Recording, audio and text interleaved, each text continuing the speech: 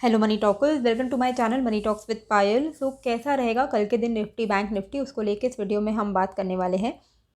जैसा कि हमने ऑलरेडी अपने प्रीवियस वीडियोस में बात की हुई थी कि निफ्टी क्या है कि निफ्टी ने एक रेंज बना लिया है और उसका जो बॉटम रेंज है दैट इज़ 18250, जो कि एक गैप अप ओपनिंग के साथ एक रेंज बना था, एक ब्रेक अवे गैप आया था। उस कंसोलिडेशन का ब्रेकडाउन हमें देखने को मिला था फ्राइडे के दिन। वही चीज़ मैंने आपको टेलीग्राम में अपडेट की थी एंड हमारा प्लान भी यही था कि 17260 का रेंज अगर टूटता है नीचे के लेवल पे तो हम शॉर्ट करेंगे।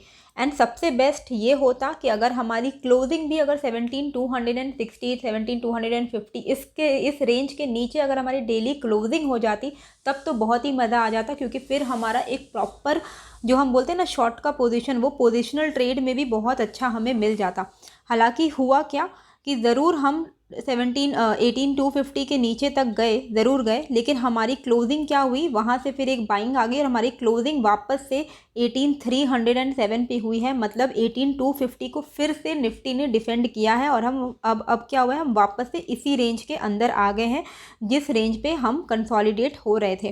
तो ये क्या दिखाता है बेसिकली कि यहाँ पे आप देखो ये क्या दिखाता है बेसिकली कि ये जो रेंज है इस रेंज के अंदर ही अभी भी निफ्टी है। अब नेक्स्ट वीक के लिए, इस पूरे इंटायर वीक के लिए फिर से यही रेंज का हाई एंड यही रेंज का लो काफ़ी ज़्यादा इंपॉर्टेंट हो जाएगा।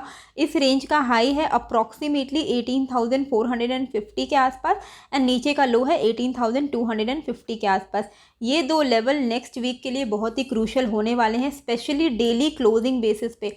अगर डेली जो 3:30 बजे जब मार्केट क्लोज होता है तो ये कैंडल बनता है, क्रिएट होता है। अगर कोई भी कैंडल ऐसा क्रिएट हो जब हमारी डेली क्लोजिंग 18250 के नीचे हो, तब आप पोजिशनल पुट ले सकते हो मंथली एक्सपायरी का, एक महीने बाद के एक्सपायरी का, तब आपको उसमें अच्छा बेनिफिट होने के चांसेस हैं। एंड अगर 18450 के ऊपर अगर क्लोजिंग हो, 18450 नहीं 18500 आपको लेके चलना पड़ेगा, क्योंकि 18500 एक इम्पॉर्टेंट हर्डल है। तो 18500 का आप ऊपर का रेंज बना लो। 18500 के ऊपर अगर क्लोजिंग हो तो आप कॉल साइड में बैठ सकते हो।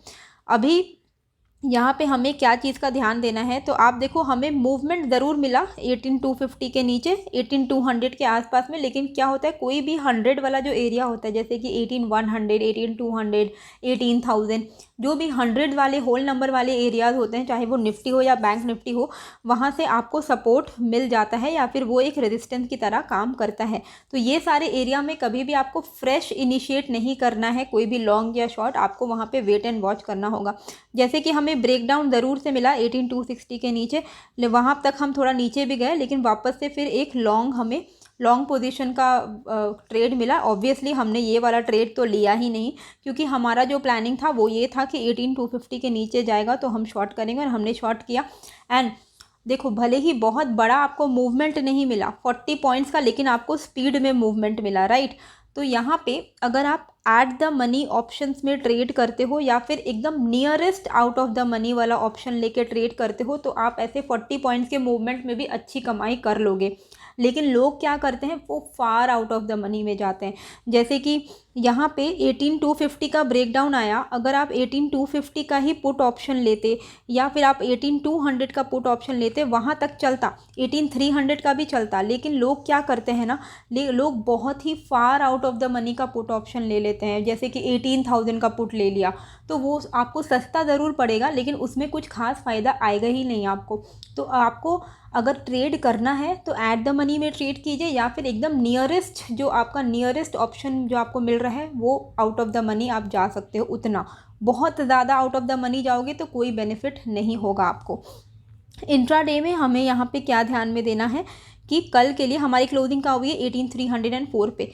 यही एरिया 18260 का जो एरिया है, यही हमारे लिए कल के दिन एक सपोर्ट की तरह काम करने वाला है, क्योंकि हमने वापस से ये सपोर्ट पहले हमने ब्रेक किया, हम थोड़ा फॉल किए, लेकिन जैसे ही हमने इस सपोर्ट को वापस से उसके ऊपर का हमें ब्रेकआउट आ गया, विच इज़ रेजिस्टेंस बन गया था जब 18260 के नीचे हमें ब्रेकडाउन मिला। तो ये लेवल क्या था, हमारा पहले सपोर्ट था, फिर यही लेवल हमारे लिए क्या बन गया, रेजिस्टेंस बन गया। इसके ऊपर निकला मार्केट तो एक अच्छा मूव आ गया। अब कल के लिए यही लेवल हमारे लिए फिर से सपोर्ट की तरह काम करने वाला है।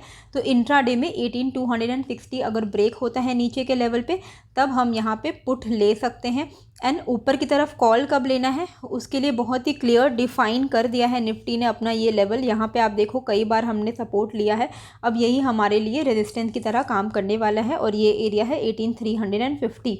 तो 18,350 के ऊपर अगर निफ्टी निकलता है तो आप यहाँ पे लॉन्ग कर सकते हो। पहला जो आपका टारगेट होगा 18,410 का होगा एंड देन 18,450 का होगा एंड 18,500 एक इम्पॉर्टेंट आपका रेजिस्टेंस है। अगर कल इन केस गैप अप होता है या फिर फ्लैट ओपनिंग होके 18,500 के आसपास निफ्टी जाता है तो इस एरिया के आसपास में 18,500 18,480 इस एरिया के आसपास से आप शॉर्ट प्लान कर सकते हो, क्योंकि यहाँ पे एक इम्पॉर्टेंट हर्डल आपको मिलेगा। तो एक बार के लिए यहाँ से रिवर्सल आ सकता है।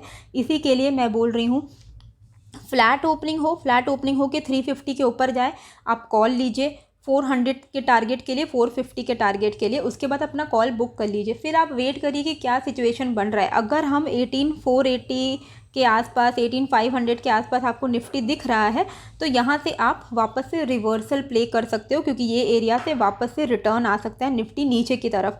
तब आप यहाँ पे आपको ट्रेल करते जाना है, आपको जितना फ्लो में आपको जितना मोमेंटम मिल रहा है आप उतना देरी का टारगेट रख सकते हो। अभी अगर मान लो गैप अप हो जाता है, गैप अप होने के बाद भी अगर गैप अप होता है 18,480 18,500 के आसपास में, तभी भी आप अपना शॉर्ट पोजीशन का प्लान कर सकते हो। क्योंकि मेरा जो कल का प्लान है वो बेसिकली कॉल साइड का ज़्यादा नहीं है, क्योंकि मुझे ज़्यादा अपॉर्चुनिटीज़ कॉल में नहीं दिख रही है जितना मुझे अपॉर्चुनिटीज़ पुट साइड में दिख रही है। ठीक है, तो 18,500 के आसपास अगर मार्केट आएगा तो I will plan for put buying in intraday. 350 cross करेगा तो कॉल खरीदेंगे, हार्डली 50-100 पॉइंट तक जाएगा तो वहाँ से बुकआउट कर लेंगे। 18,500 18,480 के आसपास से हम वापस से शॉर्ट करेंगे। अगर इधर कहीं पे गया ही नहीं, कहानी नीचे की तरफ ही बन रही है, तो 18,250 के नीचे हम फिर से एक फ्रेश शॉट ओपन करेंगे। 18,200 का हमारा पहला टारगेट रहेगा एंड 18,200 मतलब प्रीवियस डे का अगर लो टूटता है तब हमें बहुत अच्छा एक फॉल मिलेगा जो कि इस पूरे गैप को फिलअप कर देगा। तो ये ब्रेक अवे गैप फिलअप होने के चांसेस हैं अगर 18,200 प्रीवियस डे लो अगर टूटता है तो 18,100 तक के लेवल्स भी हमें देखने को मिल सकते हैं। तो शॉर्ट के बहुत सारे आपको सिनारियोज मिलने वाले हैं, जैसे कि अगर फ्लैट ओपन होके 18,250 ब्रेक डाउन हो गया तो तब आप ये एक कंडीशन 1 है जहाँ पे आप पुट प्लान कर सकते हो। फ्लैट ओपन होके 350 के ऊपर गया तो आप कॉल लीजिएगा, तो आप बुक कर लीजिएगा 50-60 पॉइंट्स में जहाँ तक आपको दिख रहा है मोमेंटम। 18,500 के आसपास में अगर चला गया मार्केट तब आप यहाँ से पुट प्लान कर सकते हो। अगर गैप अप होके 18,500 के आसपास गया तो अब फिर से आप यहाँ पे पुट प्लान कर सकते हो। तो ये सारे लेवल्स पे आप अपना शॉर्ट प्लान कर सकते हो। लॉन्ग प्लान करने का बस एक ही तरीका है, अगर 18,350 के ऊपर निफ्टी निकलता है तो तभी हम यहाँ पे कॉल साइड का प्लान करेंगे। 18,500 के आसपास में कॉल फ्रेश कॉल्स नहीं लेंगे, क्योंकि यहाँ पे इंपॉर्टेंट रेजिस्टेंस है। ऑप्शन डेटा में भी यही दिख रहा है। FII की बात करें तो उसकी जो नेट सेलिंग रही है 751 करोड़ की, तो देवर द नेट सेलर्स। DII की नेट बाइंग रही है 890 करोड़ की।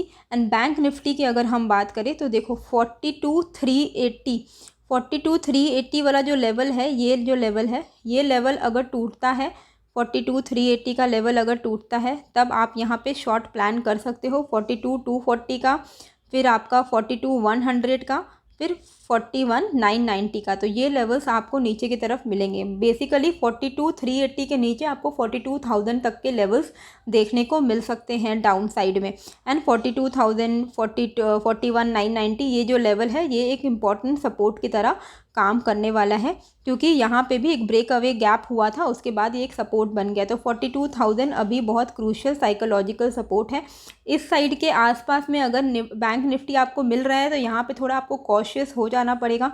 अगर इधर का ब्रेकडाउन आया तो हम you have to be prepared for 41,700 के लेवल्स के लिए। तो 300 पॉइंट्स का फॉल यहाँ पे स्कोप है अगर हम 42,000 ब्रेकडाउन कर देते हैं तो।